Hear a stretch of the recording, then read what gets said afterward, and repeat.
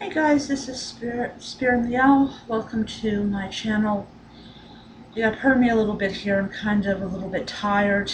I haven't been sleeping well the last couple of days, and it's because of the air mattress I'm on. It deflates like an hour and a half, maybe close to 2 hours.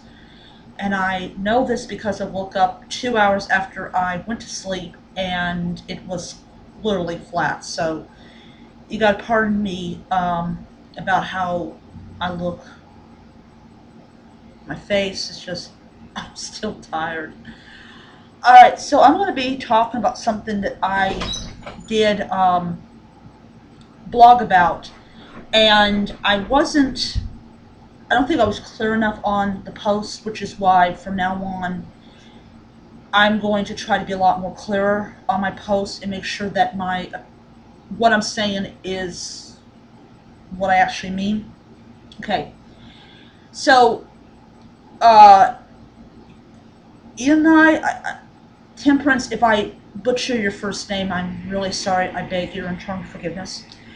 She blogs every day, and I'm gonna tell you something. I wish that I could find information that she's getting, but I can't. So apparently, where she's at, she gets a lot more information than where I'm at, and I'm like, dang, where does she get this particular dig? Where does she get this particular information? I think it's because she's got so many physical books that she's just surrounded by knowledge. So I commend I respect you.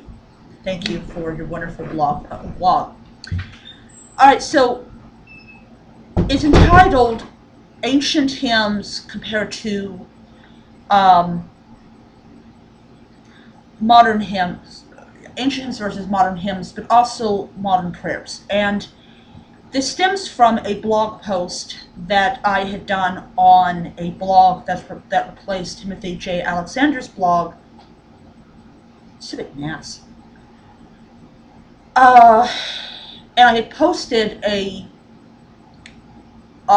review of this one book, and it is basically it's a book on Hellenic prayers, and it's for every day of the lunar month, which is really great because somehow when I read it and I'm to a certain day, it's always on the full moon. I so yeah, as long as it lands on the full moon every month, I'm fine. So I made a comment about me using this book, and at once the people on there said, "Don't use the book. It's not based on historical sources." We basically the impression that I was being given, and this is just an impression, not what they actually wrote, is that this book is new age, and because it's not based on historical sources, it's not a book you should be reading or you should be using in your rituals. That's the impression that I got. So this is an impression, not what they actually wrote. Though they did say, because they said don't use it because it's not from historical sources. All right, point blank. I do not like people on a forum telling me what books to read from. Plain simple. If I want to read a book that has modern hymns in it, I'll read it. Plain simple. When you have people telling you what to do, it becomes dogma. I don't go for dogma.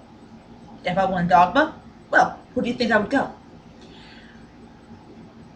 So when I wrote this blog post, I did not include, as far as I know of, let me look at it.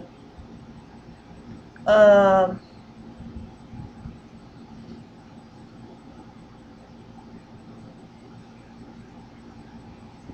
no, I didn't. I should have done it. In my blog post I did not include that, and I should have. So I do apologize.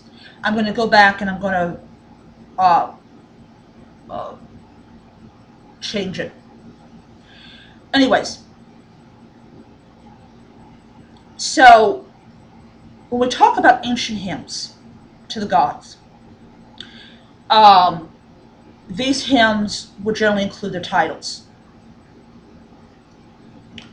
These ancient hymns,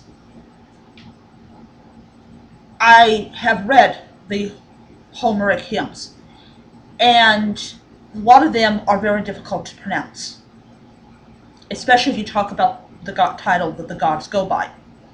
They're epithets. So modern hymns are supposed to make it easier for you to address the deity that you're addressing. But sometimes the modern hymns are just as hard to pronounce as the ancient. So what you end up having is a continuation of the really hard to pronounce hymns. Now, Timothy J. Alexander, he made the hymns a heck of a lot more easier to pronounce. And I am very happy about that. But the cities that were more connected with the gods, a lot of them are very hard to pronounce. And so I'm seriously going to actually get someone to kind of break down the names of these cities, and so people like me can pronounce them correctly when I do my hymns.